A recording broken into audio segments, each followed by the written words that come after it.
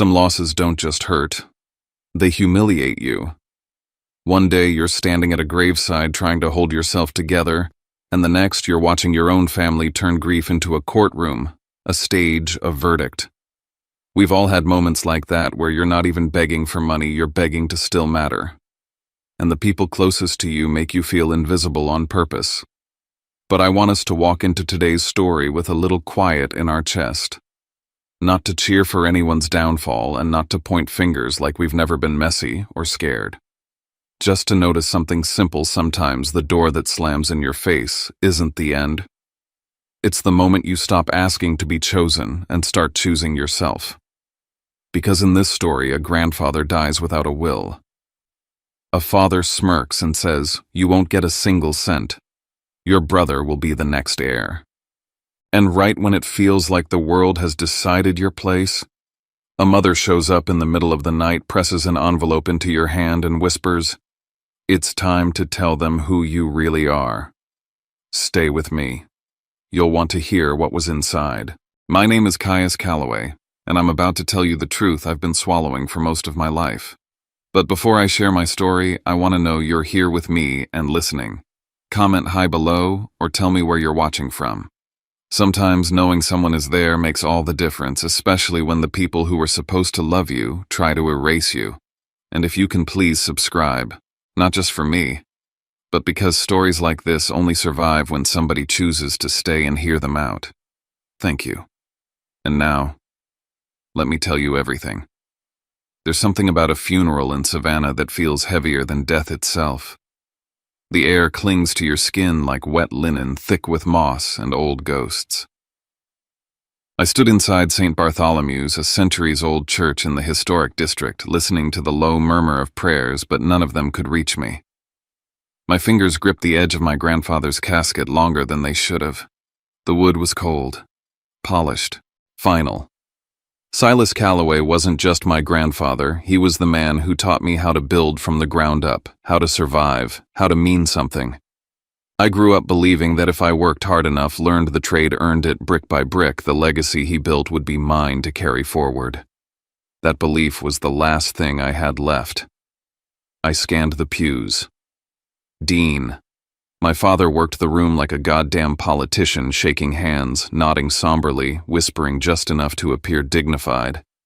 He'd always known how to manipulate grief into advantage. Across the aisle, Rhett, my older brother by 2 years, sat polished, unreadable, too dry-eyed for a man burying the family patriarch. But he wasn't watching the casket. He was watching everyone else, calculating, measuring.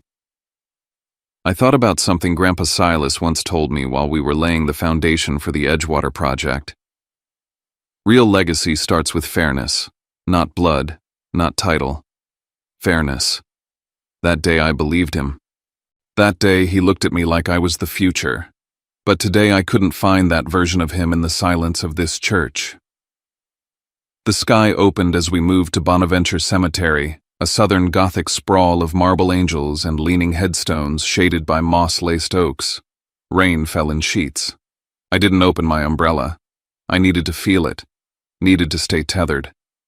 Dean rested his hand on Rhett's shoulder, leaned in, and muttered something just loud enough for me to catch fragments. Board meeting, a transfer, formal announcement. It didn't sound like mourning. It sounded like a damn rollout. After the burial, I thought we'd be left to grieve. Instead, Holden Pike, the family lawyer, ushered us downtown to his office like it was just another stop on the itinerary. His building sat like a relic on Whitaker Street, dim lighting, dark wood paneling, and that scent of old money and older secrets. I sat in the conference room, drenched and silent, still clinging to the idea that maybe, just maybe, Silas had left behind something with my name on it. Holden adjusted his glasses, cleared his throat, and said, "There is no will." Just like that. No hesitation. No apology.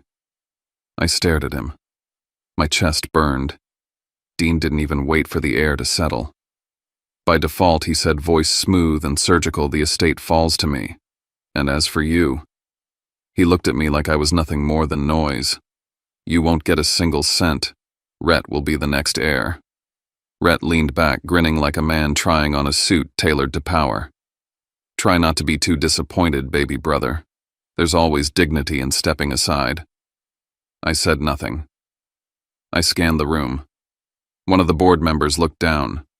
Another shifted uncomfortably. Holden wouldn't meet my eyes. That was the tell. His voice had been too clean, too memorized. Grandpa Silas was a man of exacting control. He scheduled quarterly trust reviews down to the minute. There was no way he'd simply forget to leave a will. So why lie, and if Dean had already won, if it was truly that cut and dry, why gloat? Why rub salt in a wound that shouldn't even matter to him anymore? I left that office as a ghost of myself. The man who walked in had a legacy. The one who walked out had nothing. But one thing was certain. The grief of losing my grandfather had just been hijacked and turned into something else. This wasn't about death anymore. This was war. And they'd just declared it. The next morning I stepped into Callaway Built with one last shred of hope in my chest that the company at least would remember what I'd done for it. That the work I'd poured my soul into would be my anchor. I didn't need titles or money, just purpose. But hope dies quietly. From the moment I passed through the glass doors, everything felt off. The receptionist who used to greet me by name kept her eyes on her screen. My badge worked, but barely. The elevators paused, stalled like the building itself was reluctant to let me in. When I reached my floor, I found my name stripped from the office door. Inside, drawers emptied, files, missing screens, locked. Every project I'd spearheaded, the waterfront complex, the mixed-use renovation on Victory Drive, had been reassigned. Rhett's name showed up where mine used to be. No one said it out loud, but I was already gone.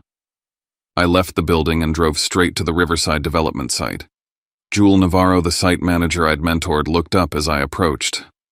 "You okay?" she asked quietly, glancing over her shoulder. I nodded, but inside I was drowning. The site was a mess. Materials misordered, measurements misaligned.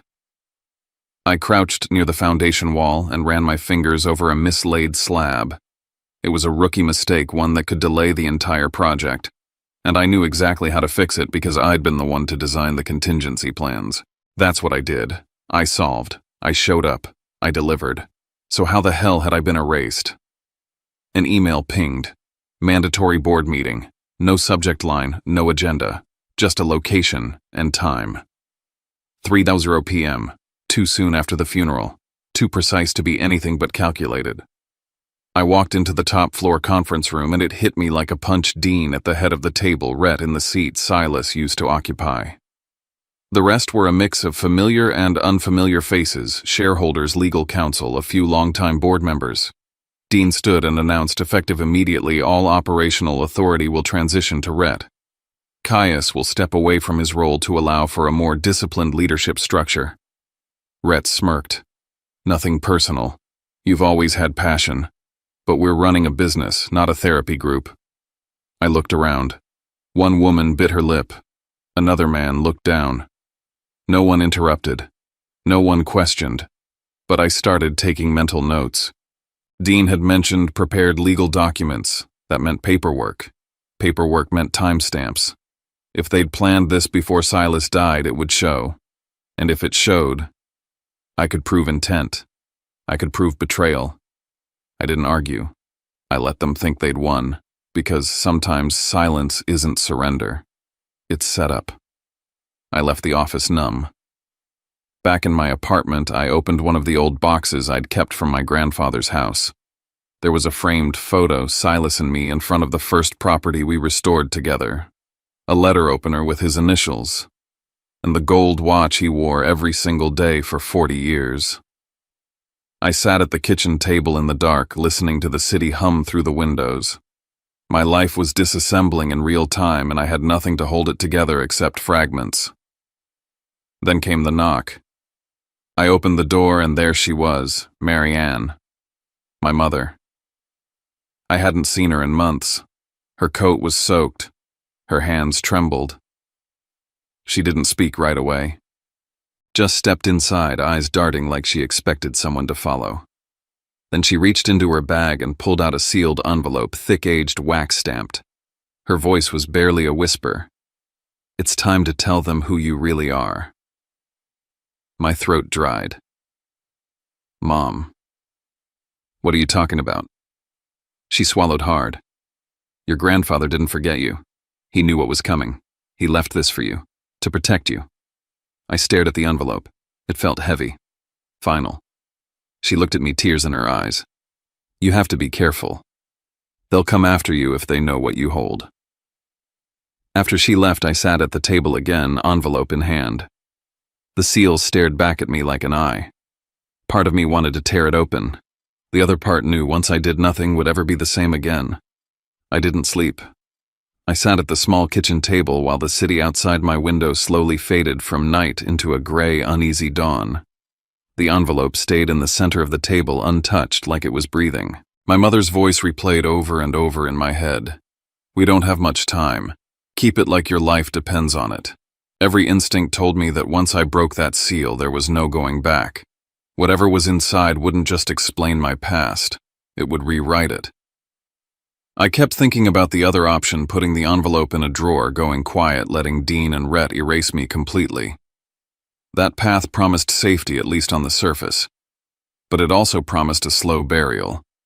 I'd already felt what it was like to be written out of my own name. I couldn't survive that twice. When the first light slid across the countertop, I finally picked up the envelope.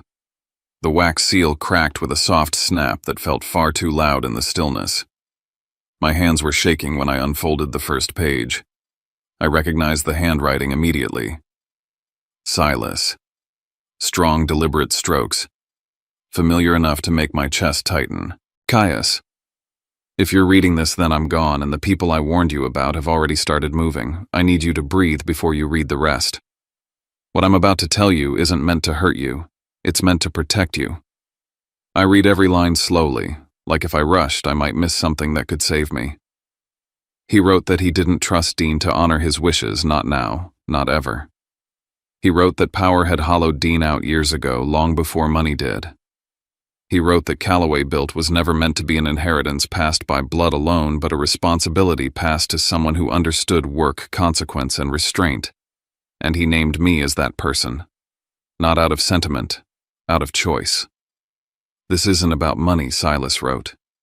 It's about the foundation. Everything I built will collapse if it's held by someone who sees people as tools. If anyone ever tells you there was no will, understand this clearly. It won't be because I failed to prepare. It will be because someone made it disappear.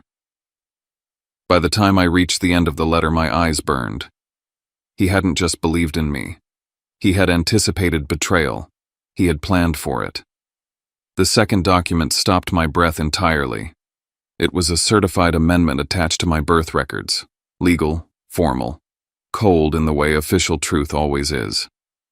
My name was there in black ink. Caius Wren Calloway. Under Father Dean's name wasn't listed. Instead, there was a blank line followed by a notarized declaration signed years later by Silas himself, formally recognizing me as his legal descendant and heir by acknowledgement, not assumption. I sat back dizzy. The room felt smaller, louder. Suddenly, everything in my life rearranged itself into a pattern I couldn't unsee. Dean's distance, his contempt disguised as discipline, the way he never called me son when no one was listening, the reason Rhett was always placed one step ahead of me no matter how hard I worked or how much I delivered. I wasn't the spare. I was the reminder. A living proof of something Dean wanted buried. The last page was shorter.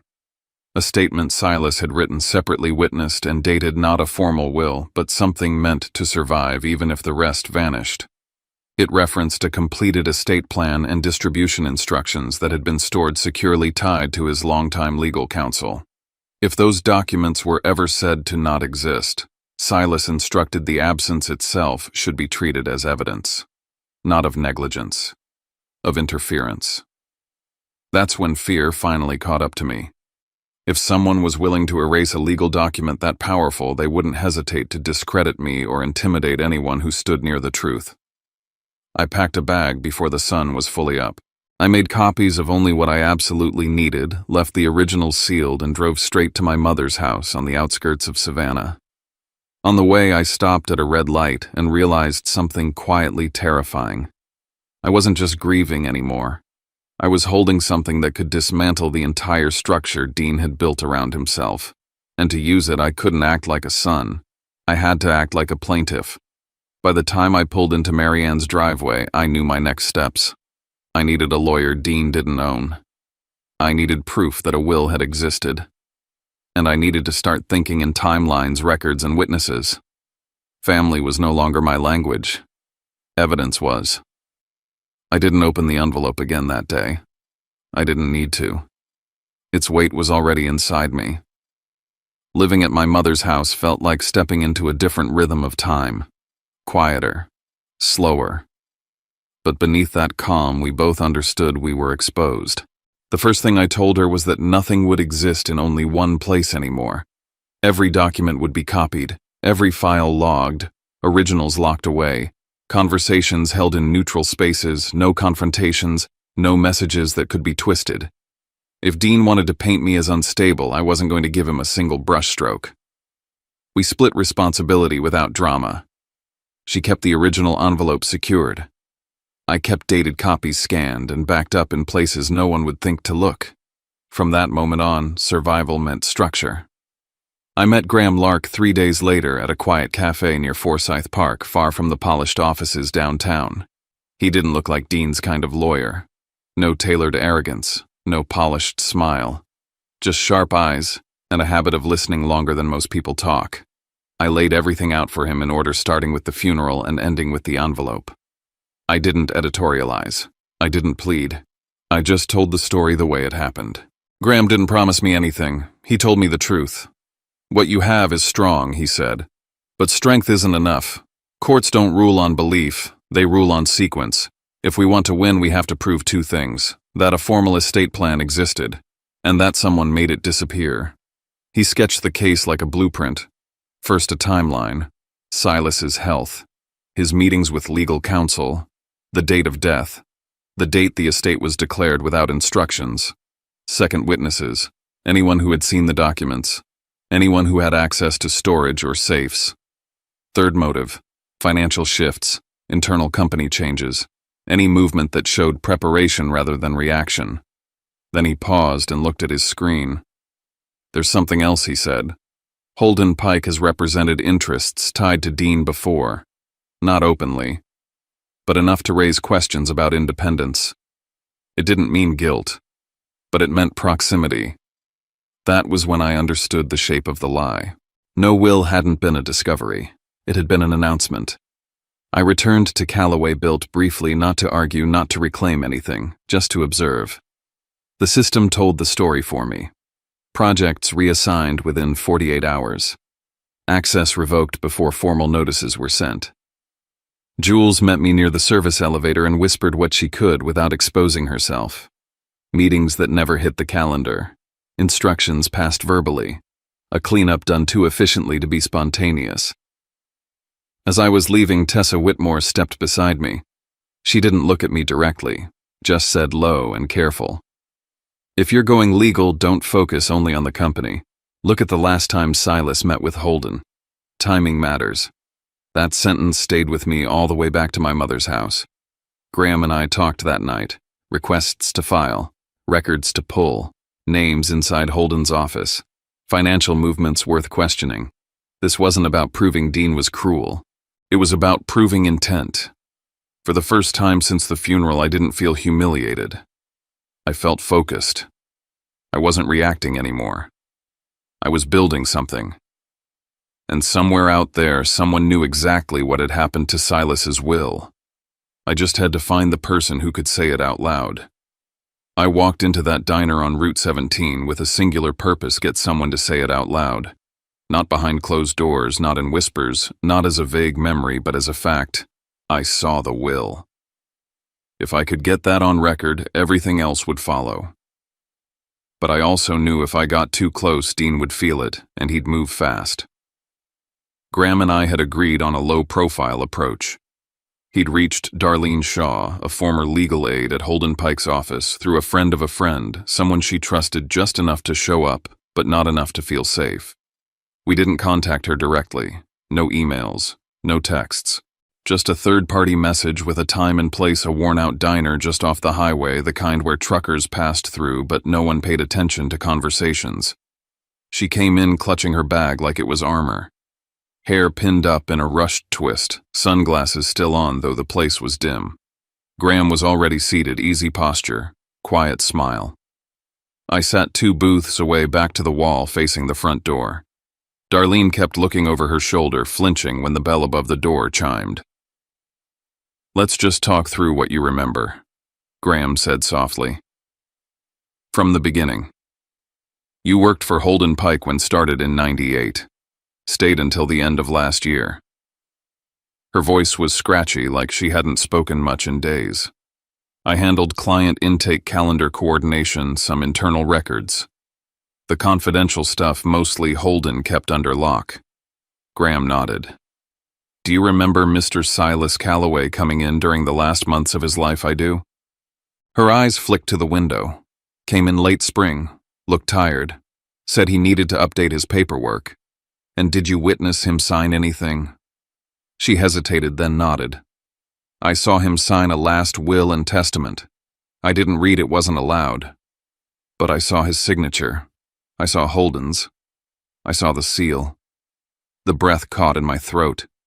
Graham leaned in, slow and steady. "Where was it stored?" "In the steel file cabinet. The back one, left side, second drawer, where Holden kept originals. That one has a double lock. Only he and Dean had the key." I scribbled a note in the margin of my mind. "Dean. Again." "What happened to it?" Graham asked. Darlene glanced at me for the first time. Her eyes, pale blue and tired, locked on mine. "After Mr. Calloway passed, Dean came into the office. He stayed behind closed doors with Holden. Next morning the drawer was empty, and when you asked, Holden told me not to go poking around. Said, and I quote, 'Your paycheck doesn't depend on what you remember, it depends on what you forget.'" Her voice cracked. That's when I knew something was wrong. She pulled her purse closer, dug deep, and produced a small envelope. "I don't know if this matters," she said, "but I always made backup logs for myself, old habit." Inside was a faded copy of the intake record, Mr. Silas Calloway will and testament, dated. Logged, signed, initialed by her and Holden. It wasn't the will itself, but it was a breadcrumb, a real one, and it would lead to fire. Then her phone buzzed. She looked at the screen and went pale. "Don't answer it," I said. She didn't. But the message that followed, she didn't have to read it aloud. I could see the words reflected in her eyes. "You talk, you lose everything." We left 5 minutes later. Graham paid in cash. I hung back long enough to clock the black SUV idling in the back of the lot, tinted windows, engine running low. No plates on the front. Georgia plate on the rear. I memorized it. Didn't walk toward it, just let them know I saw them too. At Graham's office later, we logged everything. Darlene signed a sworn affidavit. Graham locked the intake log in a fireproof safe, made 2 copies, handed one to me. "Don't keep it at home," he said. "Hide it like it's a weapon, because it is." He was right. That night, Jules called with news that made my stomach drop. Dean had circulated an internal email at Calloway Holdings. "Caius is unstable. He's emotionally compromised. He is not permitted near company documents or servers." Rhett was already stepping in as transitional management. My name was being erased in real time. And when I got home, Marianne's house, now my only safe place, I found something under the door. A strip of red ribbon. The same kind that used to be wrapped around my grandfather's old journal. I never told anyone about that ribbon. That's when I knew they weren't just trying to erase me. They were hunting me. The next morning, Graham and I met at dawn. The plan was simple: stay ahead of Dean for 48 hours, secure the documents, line up the witness protections, prep the injunctions, and most of all, don't lose the envelope. Then the invitation arrived. It was handwritten. Calligraphy, signed by Dean Calloway himself. "The Calloway family estate invites you to a formal announcement regarding succession planning and legacy stewardship. Attendance requested." I didn't need to read between the lines. This wasn't an olive branch, it was a trap. I went anyway. I didn't bring the original letter. I brought a scanned, time-stamped, notarized. I slipped it into my jacket pocket next to the copy of Darlene's intake log. and I brought my composure because I knew they wanted me to lose it. The estate was glowing like a Southern Gothic painting. Rhett greeted guests like royalty. Dean stood at the center of the great room, flanked by lawyers, managers, cousins who'd never worked a day in their life but had plenty to say about the family's direction. When they called for silence, Dean stepped forward. Today we confirm what our father intended. Stability, strength, order. Rhett will now serve as lead managing partner of the Callaway enterprise. Polite applause, photographers. My blood boiled. Then Rhett turned to me, glass in hand, smile smug. Guess the older brother has to settle for poetry and rebellion, huh? I stepped forward. I won't take long, I said. But before you crown anyone, I want to raise one issue. One piece of unfinished business, my grandfather's actual final wishes. Silence. I read aloud a paragraph from the letter, the one Silas had handwritten to me, the one that said he feared what his sons would do, that he had signed a new will, that he left it in hands he trusted until he could put it in mine. Dean laughed. A fabricated letter from a grieving grandson. That's what this is. I turned to the crowd. If it's fake, let the court say so. Let a judge read the dates, the handwriting, the witness logs. Dean's face tightened. He made a small gesture and security stepped forward. This man is in unauthorized possession of company property, said one of the lawyers. We are filing for immediate injunction and retrieval. There it was. The move. They wanted to provoke. Arrest me on sight. Paint me as the thief before I could file anything. I didn't resist. I have scanned documents and legal counsel, I said. If you want to escalate, I suggest you bring it to court. Then Rhett opened his mouth. Funny how he suddenly discovered this will after being passed over. Real convenient, huh, Dean? Just like when you had to, clean house after Silas passed, Dean shot him a look that could kill.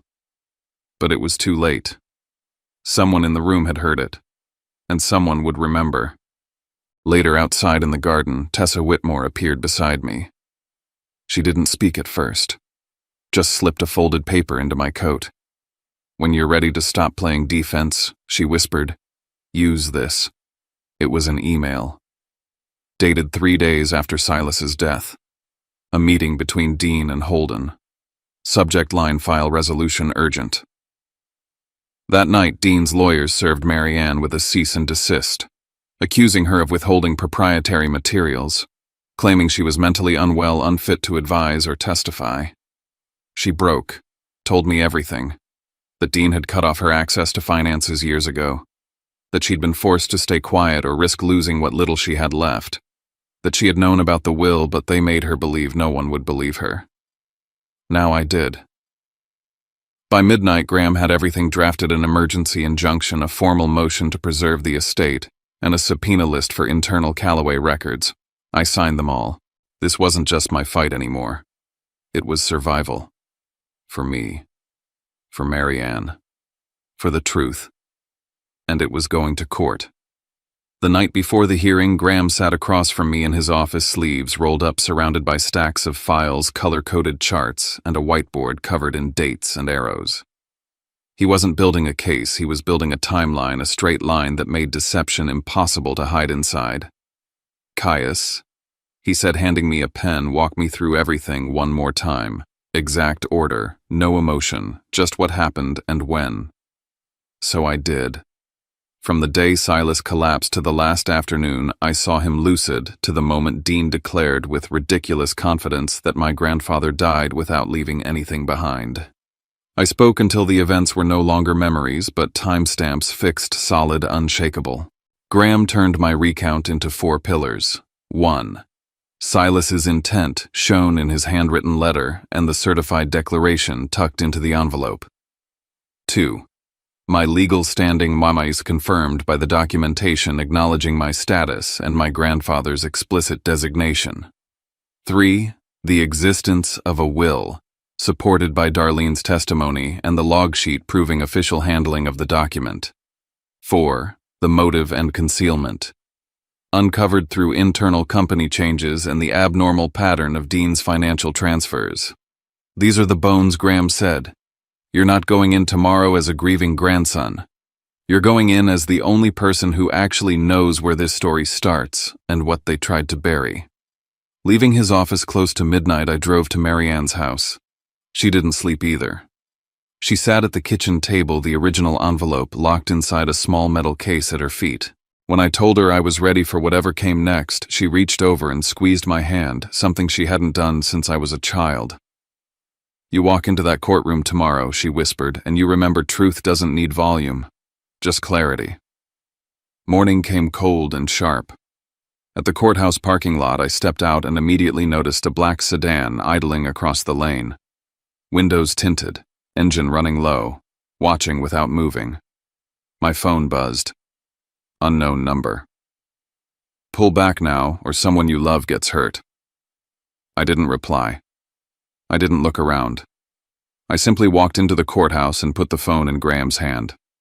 He read the text and said quietly, "Good. Now it's on record." Inside, Dean entered like he owned the building. A navy suit, polished shoes expression carved from stone.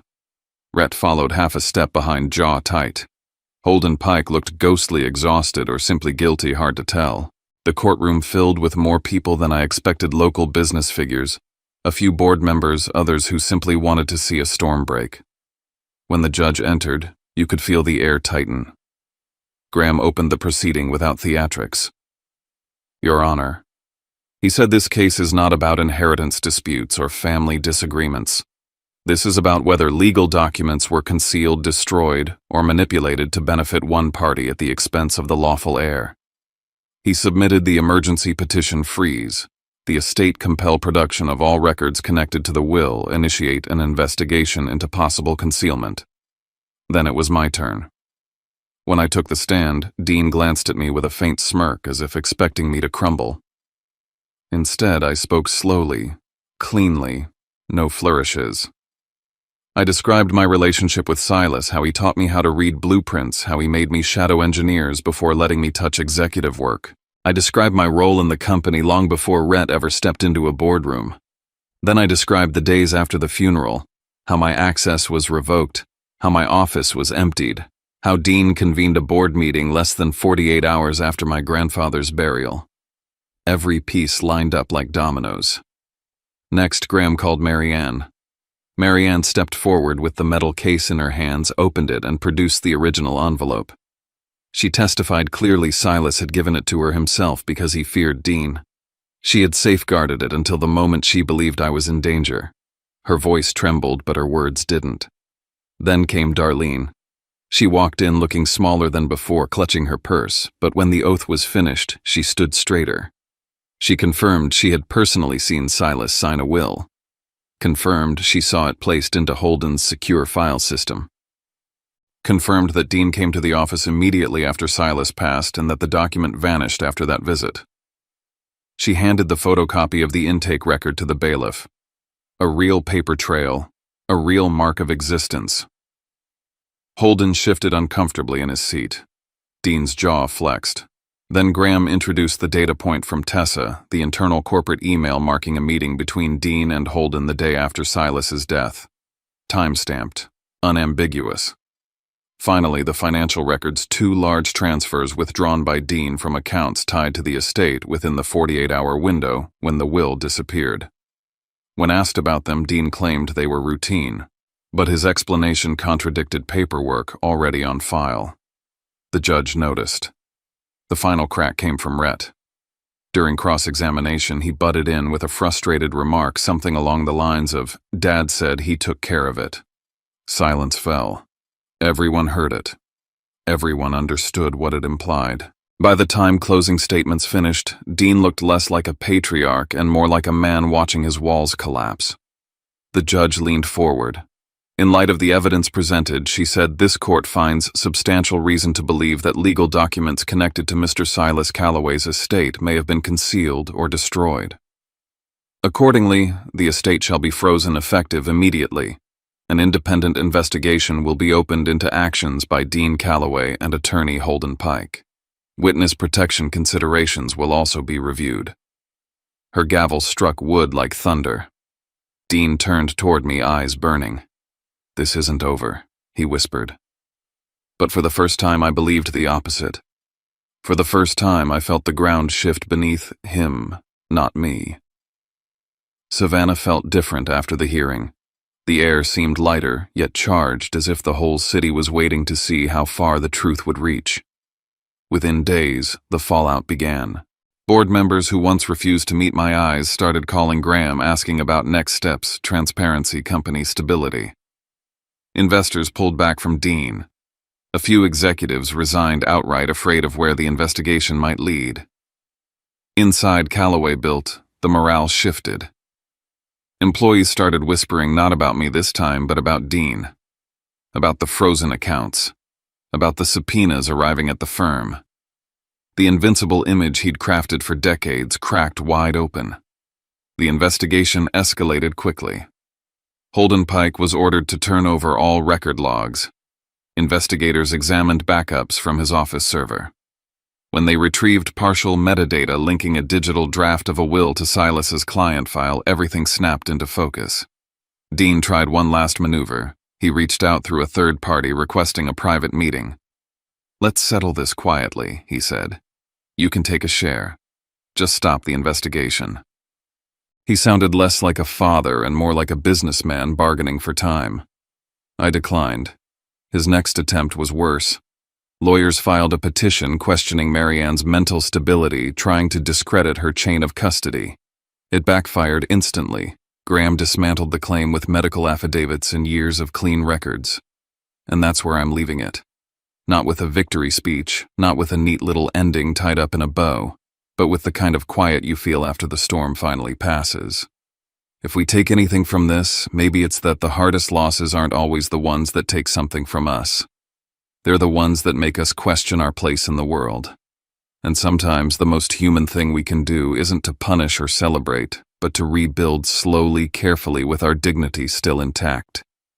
Because when the people closest to you try to erase you, it's easy to turn cold.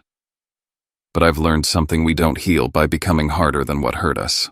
We heal by choosing clarity over chaos, boundaries over begging, and a little compassion, especially for the parts of ourselves that didn't get protected back then. If you made it to the end, thank you for sitting with me. If you'd like to be part of this space where we listen, share, and carry each other's stories without judgment, you're welcome here. Subscribe if you want to stay close. And if you feel like it, drop a few lines in the comments where you're watching from, or what part of this hit you the most. I read more than you think. Take care of yourself, and I'll see you in the next story.